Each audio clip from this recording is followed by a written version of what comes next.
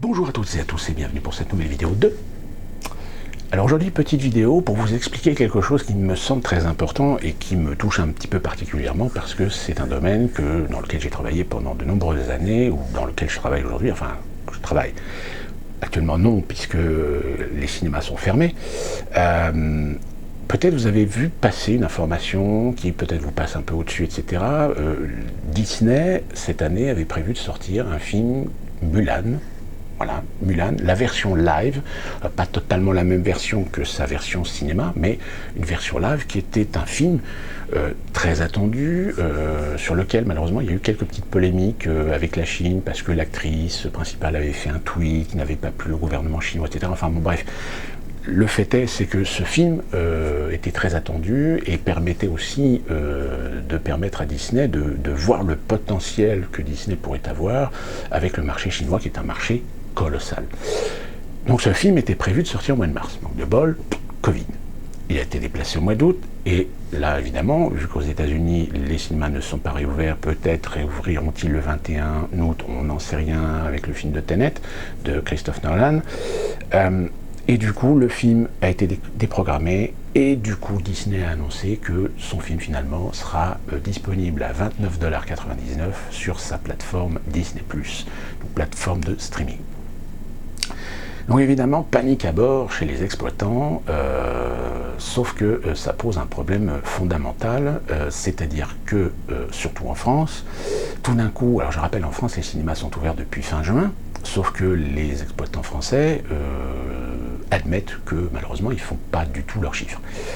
Surtout avec les contraintes sanitaires, surtout avec les impératifs que imposent les normes sanitaires face Covid-19, c'est-à-dire la distanciation, la fermeture d'un certain nombre d'automatismes pour la vente de produits, etc. Surtout là que ça pose problème en France, parce que la France a une politique, surtout pour les deux gros groupes nationaux que sont Gaumont Pathé et JC, et on était venu à une politique de self-service. Alors je ne sais pas si vous êtes souvent allé au cinéma, mais peut-être vous en multipliez, vous avez vu ces grandes armoires avec des bonbons de partout, mais vous vous servez vous-même. Sauf que là, aujourd'hui, ça, non, c'est fermé, puisque pour des questions sanitaires. Ou alors, il faut embaucher des gens pour nettoyer, après chaque passage de client, tous les ustensiles et tous les écrans tactiles, les claviers numériques, etc., des distributeurs, etc.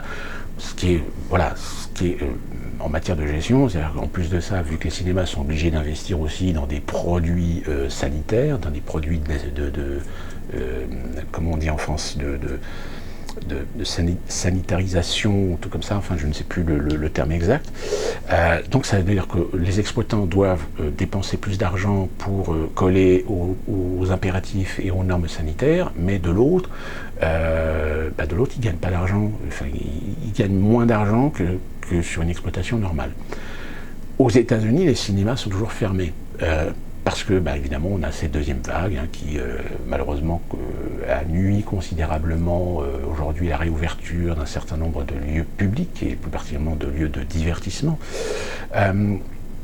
Mais pour ce qui concerne le cinéma français, il est apparu quand même quelque chose d'assez réaliste. C'est-à-dire que là, l'industrie française s'est pris une claque dans la figure. C'est-à-dire qu'en sortant des films européens et évidemment des films français, eh bien les exploitants disent oui, mais on ne s'en sort pas.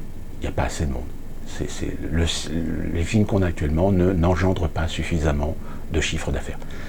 Donc c'est admettre que finalement le cinéma américain, eh bien, il est important pour l'ensemble des exploitants à travers le monde, parce que c'est ces films-là qui engendrent le plus d'entrées, qui engendrent le plus de recettes, qui engendrent le plus de billetterie, et qui par conséquent, vu que tous les films sont décalés et ne sortent pas, c'est un défaut de chiffre d'affaires. Et donc le cas de Mulan, c'est que tout d'un coup, les exploitants qui attendaient ce film, parce que c'est un film plus familial, même si le Tenet de Christopher Nolan est un film qui pourrait faire son succès, c'est pas un film tout public, alors que Mulan est un film familial. Beaucoup de polémiques aujourd'hui. Beaucoup de gens font des vidéos sur Internet aujourd'hui pour expliquer, mais 29,99, les gens qui payent, alors je crois qu'en Europe c'est 6 € en l'abonnement Disney+, c'est-à-dire qu'ils payent 6 €, donc ils doivent payer de 29,99$ de plus pour voir Mulan. Sauf que Mulan est un film qui était destiné aux salles. Donc Disney+ en décide de faire une exclusivité. 29,99 $. Imaginez, le cinéma, le prix moyen aujourd'hui en France, je crois que c'est 9 €. Le prix moyen, c'est le tarif plein et le tarif réduit. Vous additionnez les deux, vous divisez par deux, vous avez ce qu'on appelle le prix moyen. Le prix moyen, ça doit être aujourd'hui 9 €. Si vous êtes une famille, un couple, avec un enfant, 2 enfants, 3 enfants, vous faites le calcul. Voir le film sur Disney+, à 29,99 €, c'est de limite plus rentable que d'aller au cinéma. Et évidemment, certains vont dire, oui, mais le cinéma, c'est le grand écran, c'est un son de qualité, c'est la sortie cinéma, etc. Oui, sauf que la majorité des gens qui vont au cinéma aujourd'hui regardent plus combien ça leur coûte que l'intérêt qu'ils ont d'aller voir un film au cinéma. Si pour moins cher, avec moins de contraintes, ils peuvent voir le film sur Disney+, ne vous inquiétez pas, ils vont le chercher sur Disney+, plutôt que d'aller le voir au cinéma. Et puis en plus de ça, vous pouvez le voir au moment où vous voulez, et organiser au moment où comme vous le voulez. Alors que le cinéma, il y a une séance, donc il faut arriver. Alors, en plus, si vous y allez le week-end, il y a plus de monde. Si vous ne voulez pas vous retrouver devant l'écran, il faut venir suffisamment tôt, etc. Donc c'est toute une organisation qui aujourd'hui, chez certaines personnes qui vont au cinéma, c'est plus tellement très logique chez eux. Moi, j'ai vu très souvent des gens qui, pour un film très attendu, premier week-end, première séance du soir, ont fait complet. Il y a des gens qui avaient acheté leur billet à l'avance et qui arrivent avec 5 minutes de retard. Et qui après gueulent parce que il n'y a plus de place dans la salle. Mais si, il y a de la place. Votre place, vous l'avez. Sauf qu'évidemment, c'est des places premier rang, séparées, ou trucs comme ça. Vous voyez, il y a des gens qui, des fois, réfléchissent pas. Donc malheureusement, aujourd'hui, ça relève encore une fois de plus le problème de cette guerre qu'il y a entre les streamings et les salles de cinéma. C'est-à-dire l'exploitation classique d'un film et son exploitation en version streaming. Aujourd'hui, la plupart des plateformes streaming investissent énormément pour produire leurs propres films. Exemple, vous avez par exemple Martin Scorsese qui l'année dernière a réalisé son film qui est de Irishman et qui était une exclusivité, je crois, Netflix. Le problème, c'est que Scorsese, c'est quand même un réalisateur, c'est un réalisateur qui fait des films et souvent ces films sont des succès, sont des films souvent attendus dans les salles. Or là, il avait une proposition de faire un film. L'avantage qu'il avait, c'est qu'il n'était pas coincé par la durée. Parce que ça aussi, les durées de films dans l'exploitation des salles, c'est une contrainte. Vous avez très souvent, des fois, des films qui font 2 heures, des exploitants, des distributeurs, ils disent « Ah oui, mais ça pose un problème d'exploitation, est-ce que vous pouvez le réduire au moins à 1h45 ?» Donc, on coupe. On fait des coupes dans les films et on fait des versions 1h45. Vous avez aujourd'hui, dans l'histoire du cinéma, des films où vous avez différentes versions longues, suivant certains pays pour l'exploitation, parce que les salles de cinéma veulent faire du 5 séances au lieu de faire que du 4 séances sur des films, etc. Donc, vous voyez, il y a tout un aspect business qui existe, qui fait que, malheureusement, vous avez des fois des réalisateurs qui aimeraient pouvoir faire un film, pouvoir exprimer leur capacité artistique à présenter une œuvre cinématographique qui nécessite 2 heures, mais qui malheureusement vont devoir couper pour faire 1h45. Là, Martin Scorsese avec Irishman sur Netflix, il a fait un film de 3 heures.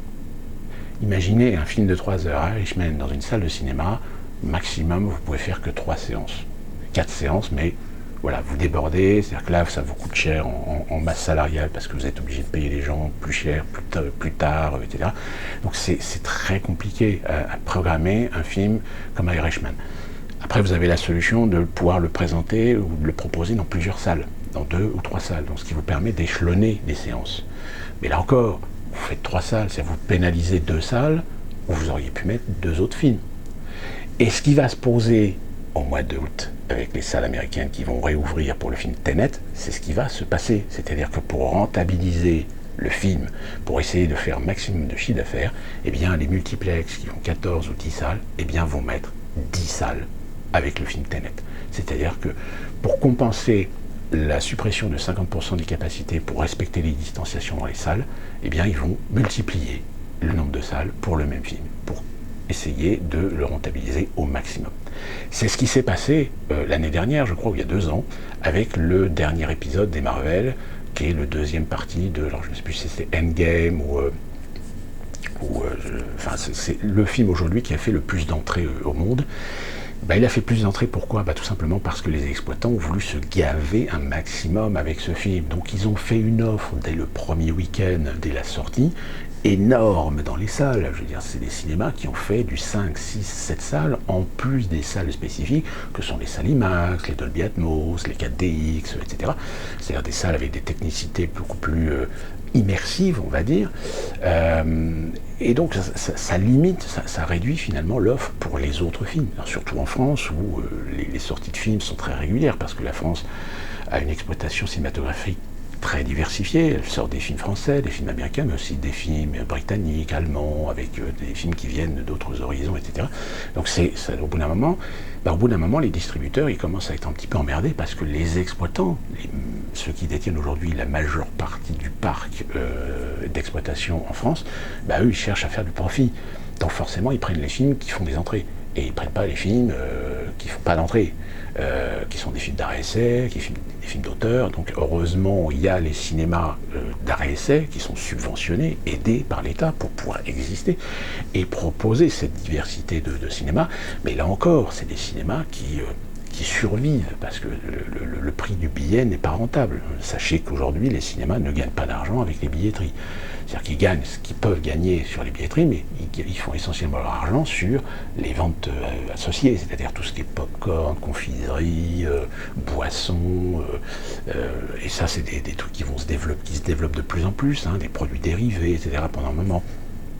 C'est ce qu'aujourd'hui, les cinémas américains, les salles américaines, dites-vous bien que les salles américaines ne gagnent pas d'argent avec la billetterie. Ils gagnent de l'argent avec ce qu'ils vendent en popcorn, en coca, etc. S'ils ne vendaient pas des popcorn et coca, etc., ils ne gagneraient pas d'argent. C'est pour ça qu'aujourd'hui, aux États-Unis, ça pose problème, parce que les exploitants se voient interdire de vendre un certain nombre de produits à consommation, à cause du Covid, interdisent l'usage des distributeurs et interdisent surtout le refill. Le refill, c'est ils resservent, vous savez, tout ce qui est soda, popcorn, etc. Aux États-Unis, c'est à volonté. Vous pouvez vous faire resservir votre contenant. C'est-à-dire qu'on vend le contenant, on ne vend pas le contenu. C'est-à-dire qu'on vend le contenant. Et bien ça sera interdit. Donc c'est vraiment très culturel dans les salles de cinéma, ça, le refill, c'est-à-dire de resservir. Donc voilà, c'est des tas d'aspects de business qui vont être réduits, mais alors que ce business sert la rentabilité du cinéma. Or, si vous réduisez ce business, le cinéma va gagner moins d'argent. Sachant que le cinéma va devoir investir dans les produits, pareil, sanitaires, va devoir même peut-être embaucher des gens pour nettoyer les salles, parce que jusqu'à présent, vous aviez peut-être une personne ou deux personnes qui nettoyaient les salles à la fin de la séance. Là, il va falloir nettoyer tous les fauteuils, tous les accoudoirs, toutes les allées, toutes les rampes, etc. Donc là, il va falloir multiplier par 2 le nombre d'effectifs pour nettoyer une salle dans le temps donné. Pour ceux qui connaissent, sachez qu'en France, en général, on donne les 10 minutes, voire 15 minutes non, je disais, en France, ils essaient pour gagner des temps, des fois on n'a fait que 5 minutes, des fois pour nettoyer une salle. Bon, aux États-Unis, ils ont 2 fois plus de personnel qu'en France, et des fois ils mettent 15 à 20 minutes d'interséance pour nettoyer une salle. Donc, peut-être qu'en effet, ça va peut-être le faire, mais il y a un moment donné où ça va coincer, parce que quand vous avez plusieurs salles, vous avez des fois des interséances qui sont trop chevaux. Au final, cette affaire de Mulan sur la plateforme Disney remet encore sur la table l'un des problèmes sur lequel d'ailleurs on discute énormément depuis maintenant des années. En effet, c'est quel est le rapport aujourd'hui qu'il peut y avoir entre l'exploitation cinéma par le biais du streaming, par le biais des plateformes, qui se développent de plus en plus, puisque pour ceux qui ne connaîtraient pas Netflix, c'est que vous habitez encore dans une grotte, mais Netflix aujourd'hui est le leader sur le marché et fait de l'exclusivité, c'est-à-dire fait de l'investissement pour des productions dont il est le diffuseur. Alors certains disent qu'il le diffuse en exclusivité sur sa plateforme. Il faut savoir que Netflix possède, je crois, 1 ou 2 cinémas aux États-Unis, donc ils exploitent quand même un certain nombre de films dans ces 2 cinémas. C'est une voie possible de voir que demain, peut-être Netflix commencer à acheter des cinémas pour pouvoir quand même continuer à légitimer une exploitation cinéma de leurs films, de leur production, des films qu'ils ont achetés, pour la plupart. au détriment, évidemment, des réseaux d'exploitation classiques qui, eux, continuent à fonctionner avec des distributeurs et des producteurs classiques, etc. Et donc, comme je disais, le problème, c'est que cette cohabitation, aujourd'hui, devient un peu problématique. Pourquoi? Tout simplement parce que si l'un fait l'impasse sur certaines contraintes cinématographiques, on va dire, techniques, par rapport au business de l'exploitation cinématographique des cinémas, il est vrai que le cinéma, ça reste quand même la salle de cinéma, ça reste le grand écran, plus les technologies aujourd'hui qui se développent en matière IMAX, Dolby Atmos, 4DX, et puis d'autres systèmes aujourd'hui qui essayent de s'embrer, d'entrer dans la brèche justement de ce besoin des cinémas peut-être de se renouveler.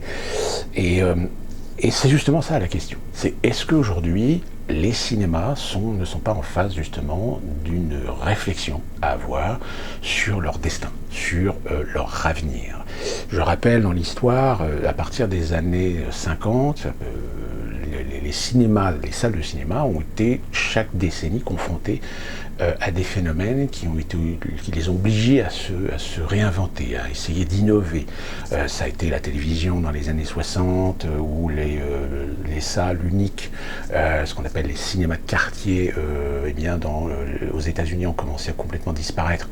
C'est ce qui est arrivé dans les années fin des années 60, début 70 également en France, ces fameux cinémas de quartier dont d'ailleurs Eddie Mitchell on avait fait son émission et sa fameuse chanson La Dernière Séance au profit des multisalles, les multisalles des années 70 avec souvent des fois des grandes salles qui étaient rachetées, qui étaient partitionnées en petites salles.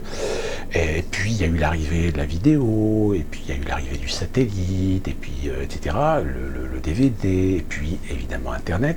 Donc il y a toute une phase comme ça d'évolution qui ont poussé les exploitants au bout d'un moment de se dire ah oui, mais alors les petites salles avec des sons mono, c'est pas de la qualité, donc on va développer le son, on va mettre de la stéréo, et puis au bout d'un moment on a commencé à développer le son digital, et puis on a commencé à développer le 5.1, le 7.1, on a revenu sur des grandes salles, on a rejoué sur l'aspect du grand spectacle, et puis aujourd'hui aux États-Unis, la plupart des cinémas, pour compenser un petit peu la concurrence justement du streaming, eh bien aujourd'hui beaucoup de cinémas sont en train de revenir à du confort, c'est-à-dire à faire des fauteuils confortables, des recliners comme on les appelle aux États-Unis, et ça en France ça commence aussi un petit peu à arriver, c'est-à-dire que l'idée d'une salle de cinéma avec du strapontin, si vous voulez, ça malheureusement ça va finir par disparaître parce que les cinémas vont être obligés de s'adapter, c'est-à-dire obligés de faire une offre, surtout avec le prix du billet, une offre de qualité, alors qualité de service, ça aux États-Unis ils l'ont très bien compris, et puis qualité de projection, c'est-à-dire que améliorer, alors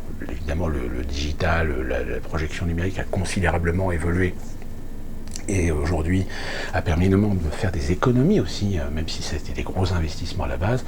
À terme, pour vous donner un outil de comparaison sur le plan économique, lorsqu'on travaillait avec de la pellicule, une copie de film pellicule en tirage, c'était à peu près 1000 euros par copie. Aujourd'hui, un disque dur qu'on envoie dans les cinémas, ça coûte 150 euros. Même pas 100 euros, ça doit coûter 90 euros. En France, ça coûte 200 euros parce que dessus, on a mis une taxe, pour alimenter un fonds commun, pour aider les cinémas à l'implantation du numérique, etc. Donc, vous voyez, il y a eu quand même des actions de fait pour sauver les salles de cinéma, pour permettre à des petits cinémas indépendants, des petits cinémas de collectivités locales, etc., de pouvoir s'équiper sans se ruiner, sans s'endetter sur l'achat à la fois du matériel et de son installation.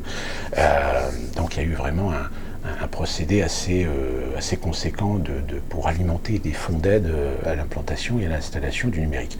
Le numérique a eu beaucoup d'avantages puisqu'il a permis de développer beaucoup plus les programmations, c'est-à-dire de permettre de passer outre les contraintes qu'on avait à l'époque avec la pellicule et de pouvoir faire une offre de films beaucoup plus importante. C'est-à-dire qu'aujourd'hui, au lieu d'avoir 16 salles, par exemple, moi j'ai travaillé dans un 16 salles, dans ce 16 salles en pellicule, on pouvait accéder jusqu'à à peu près 23, jusqu'au maximum, je crois qu'on avait fait 24 films, puisqu'on faisait des doubles programmes.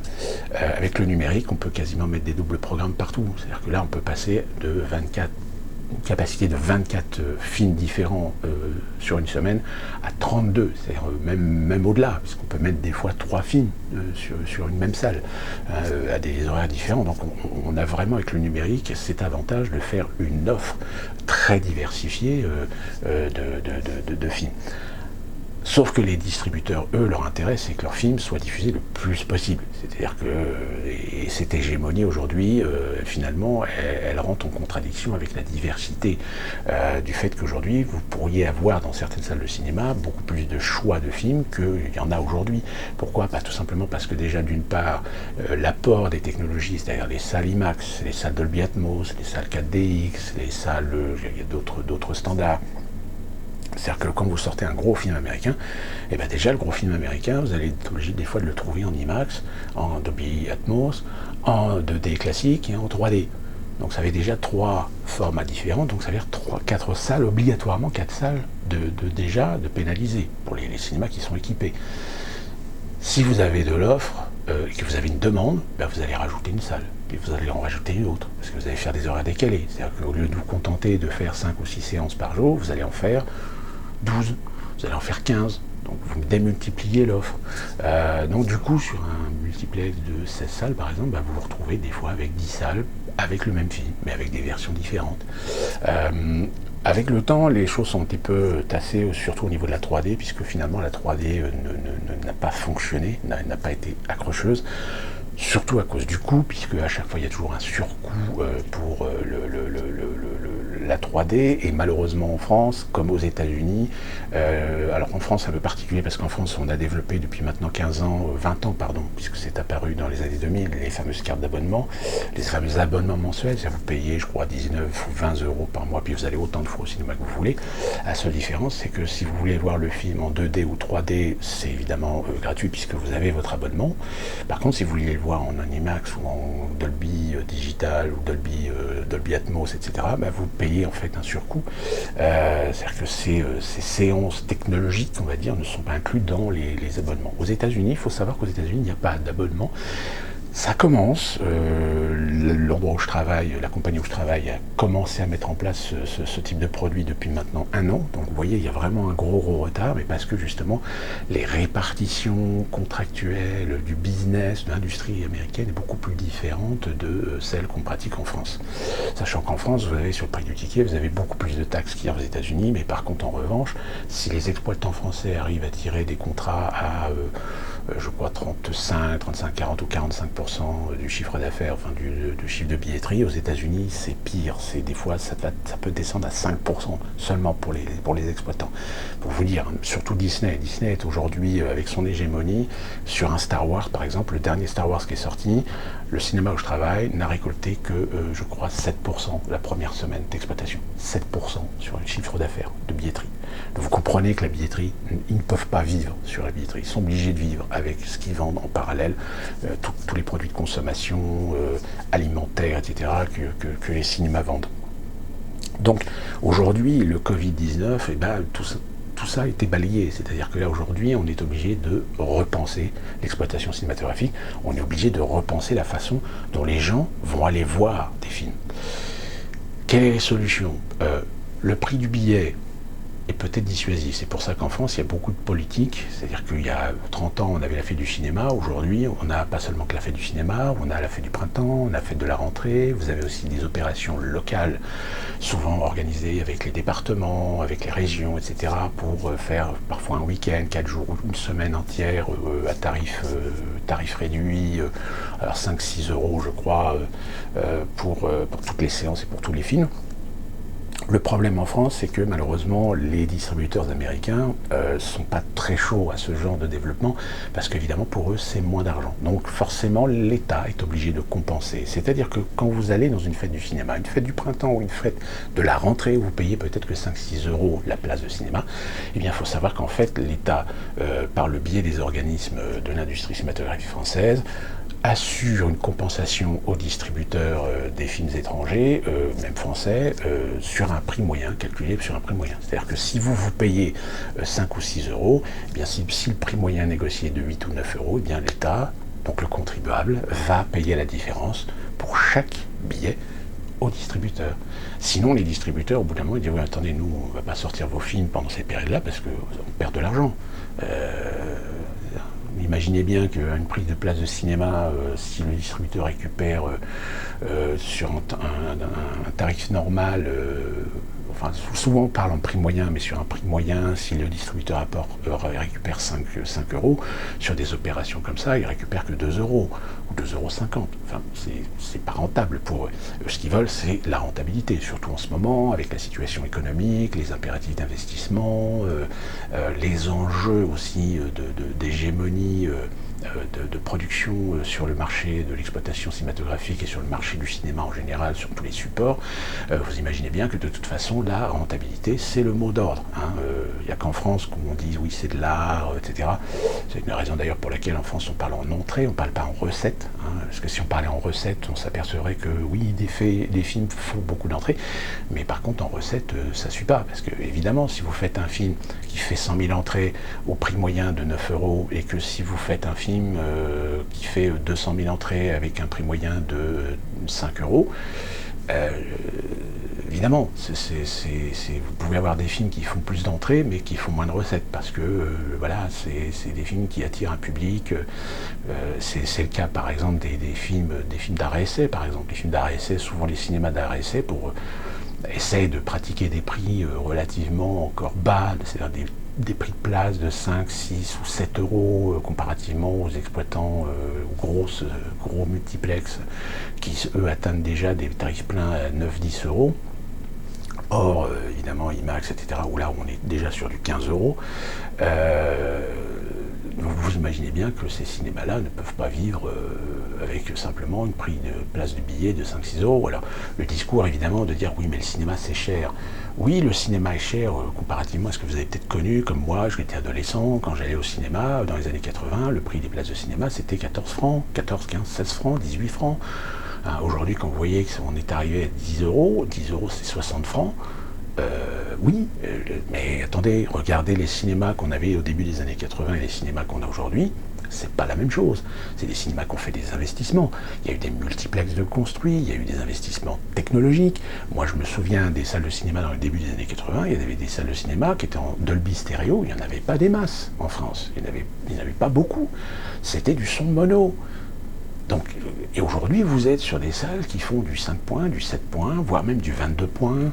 Donc, vous voyez, on a augmenté en qualité, en prestations. Donc tout ça, c'est des investissements que les cinémas ne peuvent pas garder une place de cinéma à 5 euros. C'est pas possible. Économiquement, c'est pas viable. Mais le problème, c'est que les cinémas, déjà, ont été confrontés au téléchargement Internet, le téléchargement pirate, qui a obligé justement et qui a aussi incité à l'accélération de l'implantation du numérique, parce qu'avec le numérique, on a moins de contraintes et beaucoup plus de facilité pour exploiter les films à l'échelle internationale. C'est pour cette raison que à partir du début des années 2000, les grosses machines industrielles, les gros blockbusters comme on les appelle, ont commencé à sortir de façon mondiale, c'est-à-dire échelonnés sur plusieurs jours, puisqu'il y a certains pays où les films sortent différemment. Par exemple en France, les films sortent le mercredi, aux États-Unis et dans beaucoup d'autres pays d'ailleurs, les films sortent le vendredi, donc juste la veille du week-end. Donc c'est pour ça d'ailleurs qu'en France, quand vous avez des sorties mondiales, et très souvent vous avez des étrangers qui sont des gros fans, par exemple des gros fans de Harry Potter, qui a été les Star Wars, etc. Il y avait même des sociétés de voyages organisés qui avaient organisé, je me souviens, pour La Menace Fantôme, le premier Star Wars, qui était sorti en 99, ou je crois, non, c'était peut-être le dernier, qui est sorti en 2004-2005. Il y avait une compagnie aérienne qui avait organisé en fait un voyage des États-Unis vers la France pour permettre aux gros fans américains de voir le film avant tout le monde le mercredi, au lieu d'attendre les sorties le vendredi aux États-Unis. Donc voilà, vous voyez, il y a des stratégies comme ça un petit peu. Aujourd'hui, les choses évoluent. Il faut savoir qu'officiellement, les films sortent le vendredi, mais aujourd'hui, aux États-Unis, il y a beaucoup de cinémas qui font ce qu'on appelle des avant-premières dès le jeudi soir. C'est-à-dire que moi, le cinéma où je travaille, quasiment tous les gros films qui sortent, il y a des séances avant-premières, des previews qui sont présentées dès le jeudi soir. Donc les gens peuvent voir le film dès le jeudi soir et pas attendre le vendredi ou le week-end pour le voir. Donc voilà, il y a une constante adaptation par rapport à des phénomènes finalement issus des conséquences de l'implantation de certaines technologies. Et le streaming, évidemment, aujourd'hui, eh bien, a démontré sa capacité et a montré sa puissance lors du Covid, quand on voit que aujourd'hui, évidemment, le streaming a permis aux gens de pouvoir accéder à des films chez eux, alors que les cinémas finalement étaient fermés. Et aujourd'hui, aujourd'hui on est dans une étape cruciale qui est de dire, voilà, aujourd'hui on est en face d'un modèle économique de l'exploitation cinématographique qui ne peut pas fonctionner ad vitam aeternam dans ce principe. Donc il va falloir réinventer les choses. Il va falloir réaménager, réimaginer l'exploitation cinématographique autrement, c'est-à-dire peut-être ne plus se contenter de dire, venez dans nos cinémas, achetez votre billet, achetez un popcorn, un coca, allez voir votre film, et après vous pouvez partir.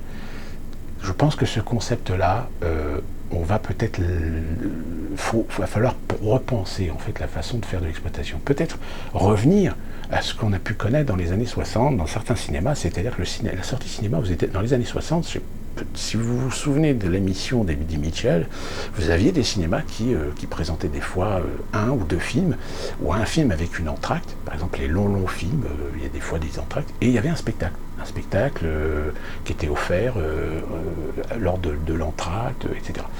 Peut-être que tout simplement les cinémas d'exploitation aujourd'hui devraient imaginer, repenser peut-être l'idée de spectacle, c'est-à-dire mettre de la dynamique, mettre de l'exclusif, c'est-à-dire permettre aux spectateurs d'entrer véritablement dans l'univers cinématographique. C'est ce qu'en France on a parfois développé dans certaines salles, avec des soirées spéciales, avec des animations, avec des concours de cosplay, avec parfois même la visite de certains acteurs, ce qui se fait beaucoup en France d'ailleurs pour les avant-premières, quoique malheureusement il y a un peu de déperdition par rapport à ça, ce qui n'est pas du tout fait aux États-Unis. C'est-à-dire qu'aux États-Unis, il y a des avant-premières qui sont organisées, mais souvent soit à Los Angeles, soit à New York.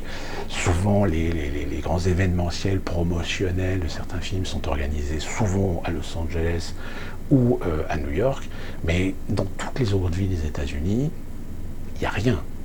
Il n'y a pas d'activité, si vous voulez. Alors, ils essaient un petit peu de développer des choses, etc., mais c'est ridicule. Ça n'a aucun intérêt, si vous voulez.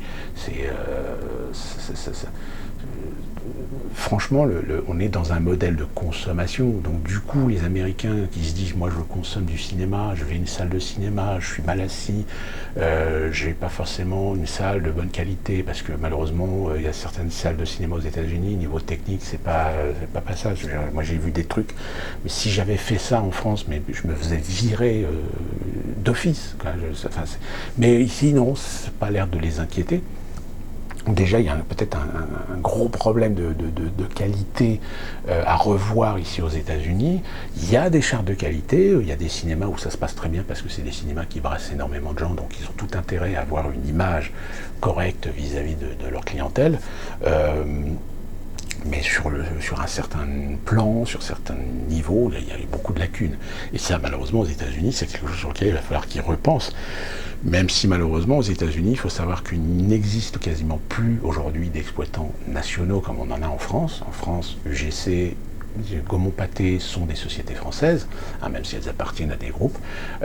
Aux États-Unis, vous avez AMC et Regal. AMC appartient aux Chinois, et aujourd'hui Regal appartient à Odeon, qui est une compagnie d'exploitation cinématographique britannique. Donc il n'y a quasiment plus de sociétés américaines aujourd'hui d'exploitation cinématographique. Donc évidemment, les politiques qui sont appliquées dans ces cinémas sont des politiques souvent parfois en inadéquation vis-à-vis du public américain. C'est comme en France, ce qu'on a eu l'exemple des politiques commerciales américaines qu'on a implantées en France et qui n'ont pas du tout marché.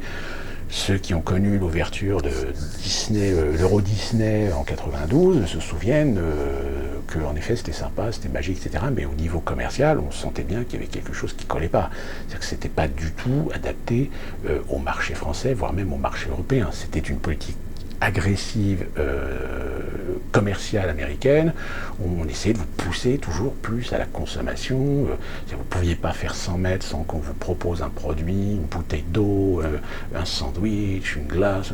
C'est-à-dire qu'il y avait une oppression commerciale sur les visiteurs, ce qui est été très mal perçu au départ par beaucoup de gens qui ont visité le parc.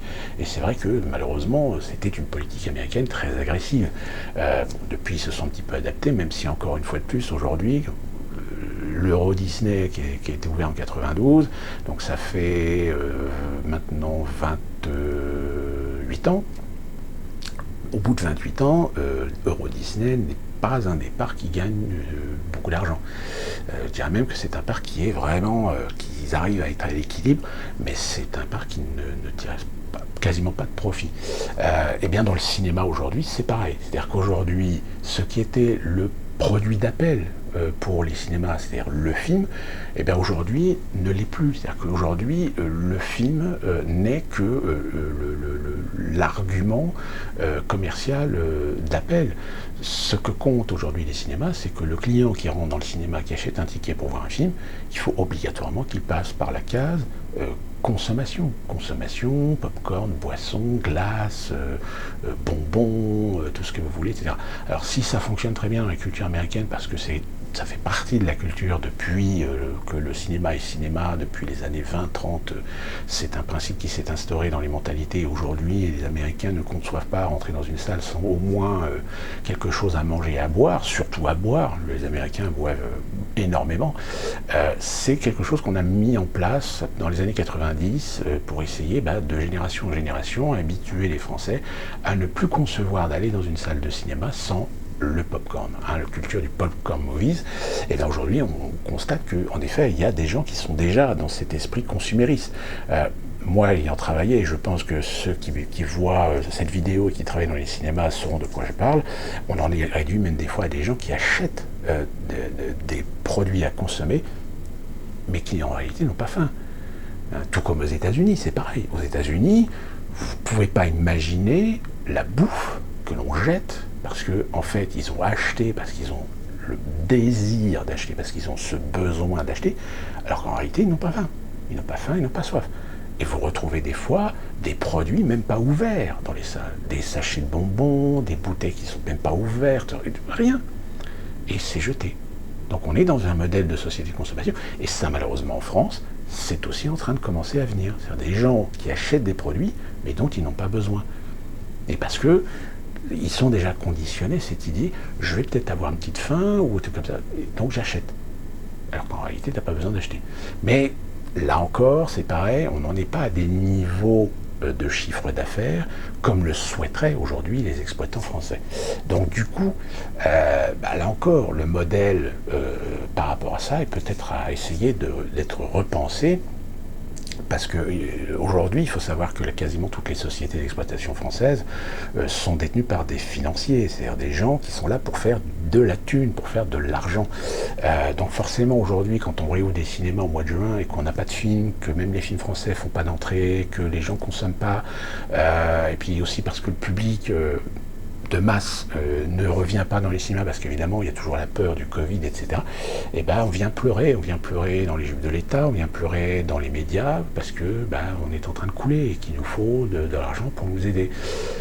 Oui, on peut vous aider, mais le problème c'est que ce qu'on va vous aider aujourd'hui ne va pas résoudre le problème de l'avenir, de cette compétition que vous avez aujourd'hui avec le streaming, parce qu'il y a un moment donné où de toute façon vous allez vous retrouver en short. Donc il va falloir commencer à repenser. Et ça malheureusement, on revient toujours à ces modèles économiques ultra-libéraux, c'est-à-dire à partir du moment où ils ont installé un système, à partir du moment où ils ont installé un principe, eh bien ils veulent conserver ce principe. Alors ils le modifient, ils essaient de l'adapter un petit peu, mais il y a un moment donné où vous arrivez à saturation, c'est-à-dire vous arrivez au fameux pic de capacité, de votre stratégie commerciale, à vouloir faire de la rentabilité, à faire du profit, à faire du chiffre d'affaires, parce que le client, au bout d'un moment, soit il n'a plus d'argent, soit parce que c'est trop cher, soit parce qu'il a trouvé un substitut qui lui permet aujourd'hui d'accéder à plus de films qu'il ne pouvait en y avoir accès par le passé. Par le passé, vous aviez le DVD, vous aviez la VHS, vous aviez la télévision, mais ça restait relativement limité. Pourquoi? Parce que il vous fallait acheter quand même le produit. Le produit était quand même bien au-delà du prix d'une place de cinéma, et que souvent, c'est ce qui a fait d'ailleurs le succès des sociétés de location de films, dont aux États-Unis il y avait une enseigne emblématique qui était Blockbuster. Et Blockbuster aujourd'hui, moi je suis arrivé aux États-Unis en 2012 et je crois que la société a fait faillite l'année où je suis arrivé, parce que justement l'accessibilité au support numérique s'est considérablement démocratisée. Même le marché du DVD et du Blu-ray aujourd'hui a été obligé de revoir à la baisse, à un moment donné, ses produits.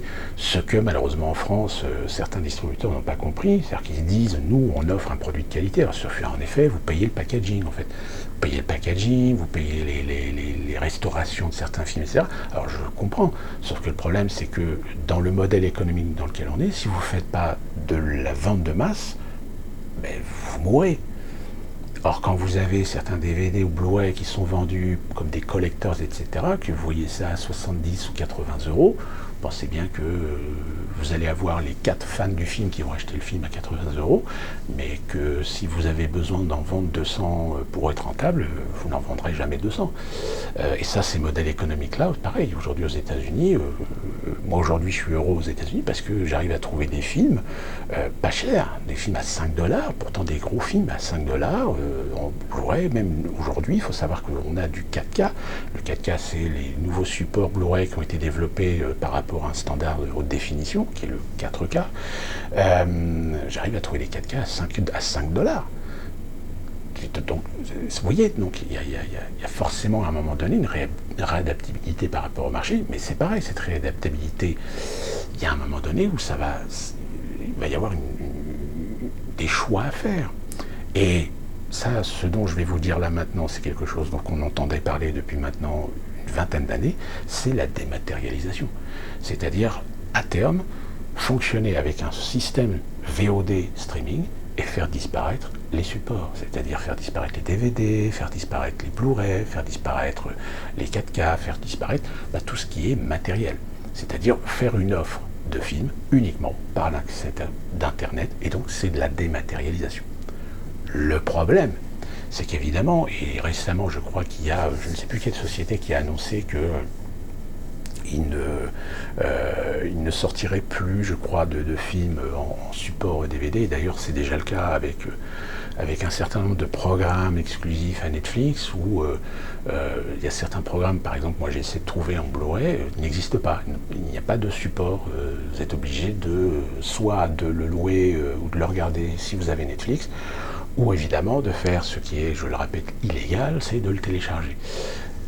Sinon, vous n'avez pas le support. Et malheureusement, il faut savoir que le grand public cinéphile aime bien avoir le film, aime bien avoir quelque chose de physique. Je veux dire, il y a une certaine sacralité du produit lui-même, du Blu-ray, du DVD, du collectors, surtout en plus qu'on a la possibilité aujourd'hui, certains producteurs font d'énormes efforts pour faire des offres de films dans des versions différentes, dans des versions d'exploitation différentes, suivant certains pays. Moi aujourd'hui j'ai de la chance aux États-Unis parce que maintenant ils proposent des supports en format intégral, c'est-à-dire qui respectent le ratio image, mais avant, il y a encore une dizaine d'années, il faut savoir qu'il y avait beaucoup de DVD, beaucoup de Blu-ray qui vendaient le film dans un format télévisuel, c'est-à-dire un redécoupage de l'image pour s'adapter au format 16/9. Sauf que le 16/9, si vous avez un film en scope, vous avez, c'est-à-dire que c'est comme si moi, tout ce que vous voyez là, vous coupez. Sauf que si vous avez une scène qui est importante là, vous ne le voyez pas. Ou alors ils font un recentrage d'image, etc. Mais c'est laid, c'est affreux. C'est le problème aujourd'hui des films qui sont diffusés sur les chaînes de télévision américaines, à l'exception de HBO, Starz et deux autres chaînes, mais les chaînes grand public, on va dire, diffusent des films dans ces formats-là. C'est-à-dire qu'ils vous préviennent, ce film a été reformaté pour le format télévisuel. Donc vous avez des fois des films que vous savez que vous avez vus au cinéma, qui étaient des films en scope, c'est-à-dire en écran large, mais finalement vous vous retrouvez avec une image de cette taille-là. Parce que voilà, ça... Et ben dans le marché vidéo américain, c'était pareil, c'est qu'ils vendaient énormément de films qui étaient en fait remontés ou redécoupés au niveau de l'image pour rentrer dans des télés 16 neuvième, mais en réalité vous n'avez pas l'intégralité de l'image. Ce que en France, par contre, là en France, il y avait toujours eu l'avantage que les supports respectaient le ratio d'image du film original. Ça c'était quand même déjà une bonne chose. Donc toutes ces informations-là que je viens de vous donner par rapport donc, à cet événement qui est quand même assez important, parce qu'il y a déjà eu un certain nombre de films qui étaient destinés à des salles et qui finalement ont été rachetés par des plateformes streaming. Je pense par exemple à Greyhound, qui est le film sur le film avec Tom Hanks sur la guerre du Pacifique avec les sous-marins, etc., qui était prévu de sortir en salle et qui finalement a été racheté par Apple Plus et qui a été diffusé en exclusivité par Apple TV Plus. Vous avez aussi un autre film Pixar qui était destiné à la salle et qui finalement a été basculé, mais qui était à 19,99 $ au mois de fin mars, début avril, je crois. Mais Mulan, en effet, là, c'était un film qu'on espérait voir en salle avant tout le cycle, je rappelle, diffusion salle et ensuite marché vidéo, voire marché streaming, mais payant, puisque le dernier, tout à l'heure j'ai parlé du dernier Marvel, la seconde partie, là, dont le titre ne me revient toujours pas, qui a été proposé maintenant, qui est proposé sur les plateformes, mais payant. Alors je crois que c'est 9 $ ou 10 $, donc c'est voilà, on respecte un certain cheminement. Ça, pareil, en France, c'est quelque chose qui est peut-être à réformer parce que entre le moment où le film est sorti en salle et le moment où il est disponible pour la télévision ou le marché de la vidéo, le temps est parfois beaucoup trop long. C'est-à-dire qu'on tue finalement la capacité d'un film, même des fois sur le plan commercial. Luc Besson avait réussi à avoir parfois des exemptions, c'est-à-dire de raccourcir le temps de sortie entre le moment de la sortie du film et la sortie en vidéo, parce que commercialement, c'était pas viable. Malheureusement, ça en France, c'est un gros problème. C'est une des raisons d'ailleurs qui va être aussi un autre problème, c'est que le Netflix américain n'est pas disponible normalement en France. C'est-à-dire qu'en France, vous avez le Netflix, mais avec son catalogue spécifique et en respect des réglementations d'exploitation français. Mais ce qui fait que le problème, c'est qu'aux États-Unis, si vous avez des films qui sont disponibles, qui étaient des films sortis en salle et qui sont disponibles sur le Netflix américain, ne le sont pas sur le Netflix français, puisque le Netflix français est obligé de respecter ce délai, et bien vous avez des gens qui s'orientent vers des systèmes VPN sur Internet de telle manière à ce qu'ils puissent utiliser le Netflix américain pour voir le film sur le Netflix américain. C'est le cas par exemple des séries. Vous avez des séries qui sont diffusées en exclusivité sur le Netflix américain et qui ne le sont que parfois 3 ou 4 mois plus tard sur le Netflix français. Et ben, il y a beaucoup de gens qui sont des cinéphiles, qui sont des amateurs de séries, etc., qui aujourd'hui ont la méthode pour pouvoir utiliser le Netflix américain et ne pas utiliser le Netflix français. Donc vous voyez, c'est le problème. Finalement, ça revient à un problème économique auquel aujourd'hui beaucoup d'industriels sont confrontés et ils aimeraient résoudre ce problème justement en nous réduisant nos libertés pour nous imposer leurs lois, leurs règles, pour nous empêcher justement de contourner leurs hégémonies. C'est finalement la mondialisation. C'est que d'un côté, on veut l'hégémonie mondiale d'un produit, mais en ayant un respect de certaines normes, de certaines règles, etc. Mais le problème, c'est que tout ce qui est digital, tout ce qui est informatique, et surtout Internet, vous avez toujours des outils qui vous permettent de contourner les règles de telle manière à ce que vous ayez accès plus directement aux produits qui vous donnent envie. Et ben, le cas du streaming, c'est pareil. C'est qu'aujourd'hui, vous avez bon nombre de Français qui sont des cinéphiles, qui sont des amateurs de séries, qui réussissent aujourd'hui à se connecter sur le Netflix américain pour pouvoir avoir accès à ce qu'ils veulent voir maintenant et qu'ils n'ont pas envie d'attendre 3 mois ou 6 mois pour que ça arrive aux États-Unis. En France, pardon, c'était le cas par exemple pour la série Tchernobyl. La série Tchernobyl était disponible aux États-Unis, mais ne l'a été qu'à partir de, je ne sais plus, 3 mois après ou 6 mois après en France. Et ben, il y a beaucoup de gens qui finalement ont réussi à la voir parce qu'ils se sont connectés directement sur le Netflix américain. C'était un petit peu le même principe qu'on utilisait d'ailleurs, mais c'était plus compliqué parce que là, il fallait des outils. C'est ce qu'on faisait dans les années 80-90 avec les fameux lecteurs de DVD multizone. Ça nous permettait de pouvoir acheter en avance, avant le marché français, des DVD qui étaient importés. Alors évidemment, c'était plus cher. Mais quand on est cinéphile, quand on a envie de voir un film et pas attendre 6 mois pour qu'il sorte en DVD en France, ben on réussissait à le trouver en importation. Alors, souvent, c'était évidemment des versions anglaises avec des sous-titres français. Par chance, peut-être, vous pouviez trouver une version française, souvent une version québécoise. Je pense que version québécoise, pour ceux qui connaissent, savent de quoi je parle. Donc, c'est pour ça qu'à un moment donné, la mondialisation du marché va être obligée de passer outre les spécificités de chaque pays, de chaque endroit, de chaque région, etc. Et dont la France. C'est-à-dire que la France, à un moment donné, il va falloir qu'elle s'adapte, il va falloir qu'elle évolue par rapport à un marché du cinéma. Alors évidemment, certains, oui, mais on va pas se plier à l'hégémonie américaine. Oui, sauf que l'hégémonie américaine, aujourd'hui, on a la démonstration qu'elle fait vivre l'économie, elle fait vivre l'industrie du cinéma français. Parce que si le cinéma en salle ne marche pas, ne fait pas d'entrée d'argent, c'est de l'argent qui ne va pas dans les caisses, c'est de l'argent qui ne va pas dans les caisses des exploitants, qui ne va pas dans les caisses des distributeurs, qui ne va pas dans les caisses des fonds de soutien national, européen, etc. Et vont avoir l'impact de ne pas pouvoir permettre de produire autant de films qu'on produit. Alors je ne vais pas revenir sur le débat des productions françaises, est-ce qu'on a besoin de produire autant? Alors je crois, peut-être le chiffre a évolué, mais j'étais resté à 250 films par an pour le cinéma français. Est-ce qu'on a besoin de produire tous ces films? Est-ce qu'on ne peut pas faire plus de choix pour essayer de donner plus de rentabilité? Certains films, oui, mais ça serait au détriment de la création artistique, ça serait surtout au détriment des copinages qui vivent bien sur le dos de l'industrie française. D'ailleurs, si vous voulez en convaincre, je vous invite à voir un certain nombre de films français, de voir le contenu du film et de voir le générique, et vous allez vous rendre compte que le nombre de gens qui ont travaillé sur le film pour un résultat pareil, vous vous dites à un moment donné, là j'ai loupé un épisode. Je veux dire, aujourd'hui, vous avez des youtubeurs qui sont capables de vous faire des films d'une même qualité avec 12 ou 13 personnes. Mais là, vous en avez 200 ou 300. Sauf qu'à la fin du générique, quand vous regardez les films français, vous allez voir qu'il y a beaucoup de subventions, des subventions qui viennent du CNC, du Fonds commun, des régions, départements, du ministère de la Culture, etc. Donc vous voyez, il y a beaucoup d'argent public qui tombe souvent dans les poches des producteurs et des distributeurs pour ce genre de films. Plus éventuellement certains acteurs qui négocient des contrats sur lesquels ils touchent une commission.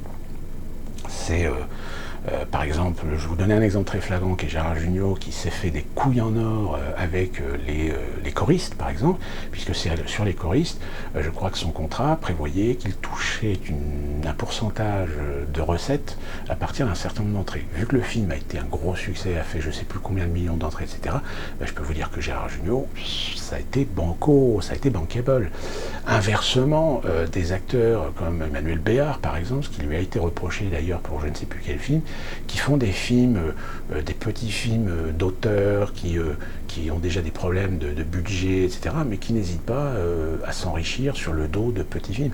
Contrairement à des gens comme par exemple Gérard Depardieu. Gérard Depardieu, on l'a souvent critiqué parce qu'il prenait des millions d'euros pour certains films, mais il prenait des millions d'euros parce que ça lui permettait de pouvoir faire par contre d'autres films plus intimistes. Par exemple, les films qu'il a fait avec Kerviel et je ne sais plus l'autre, comment il s'appelle.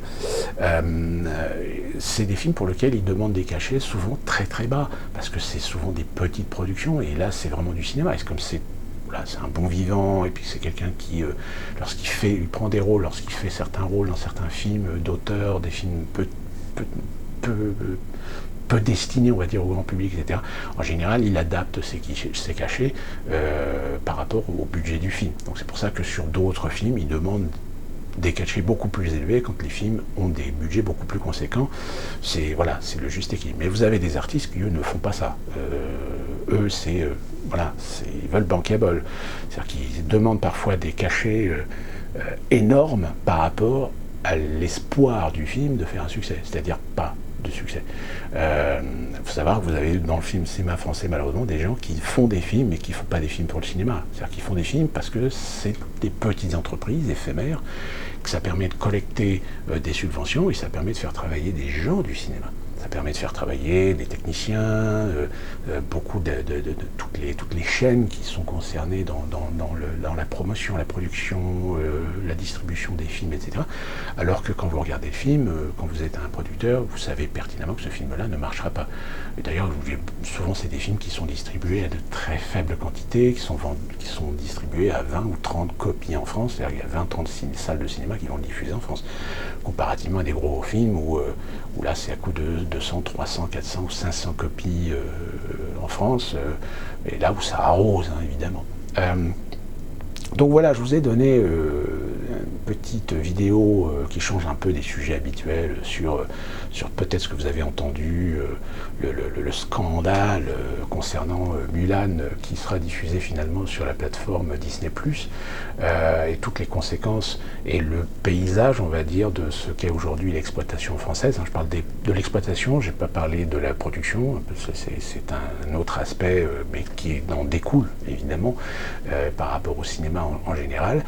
Tout ça pour que vous compreniez bien que on va certainement connaître une mutation importante sur la façon de diffuser les films, sur la façon de présenter les films, sur la façon de proposer des films à l'avenir, parce que forcément les technologies et les économies qui en découlent vont aujourd'hui obliger les salles de cinéma à devoir se réinventer, à devoir réimaginer la façon de faire la promotion des films et de faire venir les gens au cinéma. Actuellement, les cinémas vivent, je vous dis, sur des grosses machines de guerre, sur des blockbusters où ils font une offre en capacité énorme pour amortir, on va dire, l'exploitation du film sur du court terme. Je rappelle que, encore une fois de plus, je prends cet exemple la deuxième partie du dernier film Marvel, qui a été certainement le film le plus offert, le plus proposé en capacité dans toute l'histoire du cinéma, ce qui lui a permis d'ailleurs d'arriver aujourd'hui en tête du box-office mondial de toute l'histoire du cinéma, puisque je crois qu'il a dépassé Titanic, qui était au top aujourd'hui de ce classement international des films. Mais au détriment, évidemment, c'est-à-dire que là, on n'est plus dans du cinéma en tant que art, en tant que spectacle, en tant que divertissement. Là, on est dans du divertissement de masse. C'est-à-dire que là, au lieu d'avoir une offre de diversification en matière de films, de genre, etc., eh bien, on va se retrouver avec des cinémas qui vont faire presque les 2/3 de leur salle avec un seul film, parce que c'est le gros film de l'année, c'est le gros film du moment, etc. Ouais, mais le problème, c'est que vous avez des gens qui n'aiment pas particulièrement ce genre de cinéma, et c'est un peu un manque d'irrespect finalement vis-à-vis parfois d'un certain nombre de cinéphiles qui ne sont pas fans de ce genre de gros blockbusters, de ce grand genre, de ce gros type de film. Et je pense qu'aujourd'hui, il faut essayer d'élargir l'éventail du public, du spectateur cinématographique, c'est-à-dire en fait revenir à un aspect de spectateur cinématographique et laisser tomber l'idée de client. Puisque aujourd'hui, quasiment dans tous les réseaux d'exploitation grande échelle, on ne parle plus de spectateur, mais on parle de client. C'est-à-dire que là, on n'est plus dans le spectateur qui vient se divertir, voir un spectacle, mais bien dans un client. Et qui dit client dit aspect de rentabilité, dit aspect commercial, dit vendre systématiquement, pousser à la consommation le client qui vient dans les cinémas. C'est-à-dire que le film devient secondaire finalement, hein, ce qui est dommage, parce que quand vous allez au cinéma, c'est pour voir un film. C'est pas pour bouffer ou boire. Je veux dire, mais voilà, ce sont des modèles, c'est des modèles économiques sur lesquels aujourd'hui, moi je pense sincèrement qu'il va falloir réfléchir, et je pense que peut-être il y a des gens qui aujourd'hui sont en train de peut-être d'y réfléchir, ils seront peut-être en avance, et que, encore une fois de plus, les autres réseaux d'exploitation, finalement, resteront peut-être à la traîne, et il sera peut-être trop tard pour eux, et devront, à un moment donné, faire des choix, c'est-à-dire fermer des salles de cinéma parce que pas rentable. Je vois ici aux États-Unis, il y a déjà des salles qui étaient des salles destinées à des films d'étrangers, des films d'arts, etc., qui appartenaient à certains groupes, qui ont déjà été vendus. Moi, la ville où j'habite à côté, qui avait 2 cinémas d'art et essai, ça y est, c'est fini. Les cinémas ont mis la clé sous la porte. Et en France, je pense particulièrement aux cinémas de centre-ville, qui sont généralement des vieux cinémas, qui ont peut-être été rénovés il y a quelques années ou plusieurs années de cela, mais qui aujourd'hui n'ont pas de rentabilité parce qu'il y a beaucoup de frais, parce que c'est souvent des centres-villes, donc ils sont obligés de payer des taxes, des impôts par rapport à la superficie, à la surface qu'ils ont, plus toutes les frais d'investissement, les frais réels, les frais techniques, etc., qui fait que malheureusement, quand c'est des cinémas qui font peut-être que 50 ou 60 entrées par jour et qui sont obligés de faire peut-être 1000, 1200 ou 1300 entrées le week-end pour se rattraper au niveau budgétaire et pas se retrouver dans le rouge, il y a un moment donné où une crise Covid-19 qui va faire peut-être perdre 10, 15 ou 20% de fréquentation annuelle sur une fréquentation normale annuelle. C'est-à-dire qu'on verra en 2021 si les gens reviennent au cinéma ou pas, parce que ça c'est pareil, c'est une question qui reste sans réponse, c'est savoir est-ce que finalement les gens, par peur de ne pas avoir de vaccin, de ne pas avoir de traitement, ne vont finalement plus aller au cinéma parce qu'ils ne vont pas vouloir prendre le risque peut-être de se faire contaminer. En Chine, par exemple, ils ont réouvert les cinémas. Je crois qu'au bout d'une semaine, ils ont refermé les cinémas parce qu'il n'y avait pas assez d'événements, il n'y avait pas assez de monde, il n'y avait pas assez de fréquentation. Ils ne vendaient pas suffisamment de tickets pour faire de la rentabilité. Là, par exemple, au mois d'août, on a appris début août que le Grand Rex à Paris a refermé ses portes au mois d'août. C'est-à-dire que pour le mois d'août, il est fermé, il va réouvrir uniquement pour l'exploitation du film Tenet de Christopher Nolan. Donc ça veut dire que voilà, on est bien en face d'un problème de fond sur le modèle économique de l'exploitation cinématographique, dont le Mulan vient de donner un coup de massue supplémentaire sur le fait qu'aujourd'hui, vous avez des producteurs qui annoncent des films qui sont des films avec un fort potentiel de fréquentation en salle en temps normal, mais qui risquent demain de finir sur des plateformes streaming, c'est-à-dire que tout d'un coup, on retire le pain des exploitations, on retire le pain des salles de cinéma à faire du chiffre d'affaires avec des films qui avaient des forts potentiels mais qui finalement vont tirer au bénéfice des plateformes Netflix, Disney+, Amazon Prime, Hulu, puis d'autres dont le nom m'échappe. Et donc c'est une réflexion qu'il faut avoir aujourd'hui. Alors si vous n'êtes pas cinéphile, si vous n'allez jamais au cinéma, alors peut-être que le sujet ne vous intéressait pas. Et pour les autres, j'espère que vous avez bien saisi un petit peu la subtilité. Et j'insiste bien sur le fait, avant de vous laisser, je sais que très souvent, on dit souvent que le prix du cinéma, la salle de cinéma aujourd'hui, le prix du ticket est très cher. Mais il est très cher, comme je vous le dis, parce qu'il y a eu des investissements de fait. Et que ces investissements, il faut les rentabiliser, il faut payer les emprunts, les crédits qu'on a fait pour investir, pour moderniser, pour investir. Et c'est ce qui est le cas aujourd'hui aux États-Unis avec beaucoup de cinémas qui ont finalement réinvesti dans du confort, c'est-à-dire des fameux fauteuils reclineurs. Et ce qui rajoute aussi un problème, c'est que, évidemment, sur une salle où il y avait peut-être 200 places dans la salle, et d'ailleurs, ce qui est petite anecdote rapide, il faut savoir que les cinémas en France vous offrent vraiment des grandes salles. Ici aux États-Unis, c'est très très rare de trouver des grandes salles comme on a en France. Ils ont plutôt des salles de 200, 300 ou 400 fauteuils de manière générale, alors qu'en France vous avez quand même des grandes salles à 400, 500, 600 fauteuils, 800 fauteuils, etc. Pour faire vraiment du grand spectacle cinématographique. Malheureusement aux États-Unis, ça c'est un concept qui s'est un petit peu perdu, qui revient avec l'IMAX, où l'IMAX, les grandes salles IMAX sont quand même, quoique j'en ai une IMAX dans un cinéma un peu plus loin, la salle est vraiment rikiki pour vraiment, c'est-à-dire qu'un IMAX dans cette salle-là est complètement ridicule. Et de ce fait, le fait qu'aujourd'hui les cinémas américains ont investi dans des fauteuils recliners, c'est des fauteuils très confortables, très spacieux, etc., forcément ça prend plus de place. C'est-à-dire que ça prend quasiment 2 places des anciens fauteuils qu'ils avaient. Donc vous avez des salles qui étaient de 200 places qui aujourd'hui ont été réduites à 150 places. Donc ils ont réduit les capacités, donc ça veut dire que moins de fauteuils, donc ça veut dire qu'il va falloir développer plus de salles à offrir pour le public sur certains films.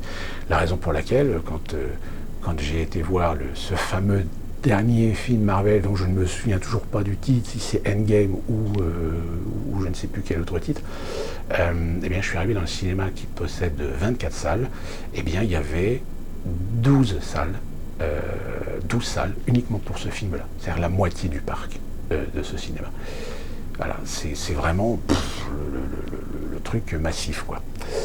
Voilà, c'était une petite vidéo qui change un peu donc, de l'ordinaire sur un sujet qui reste quand même d'actualité parce que c'est un sujet économique, de modèle économique du cinéma.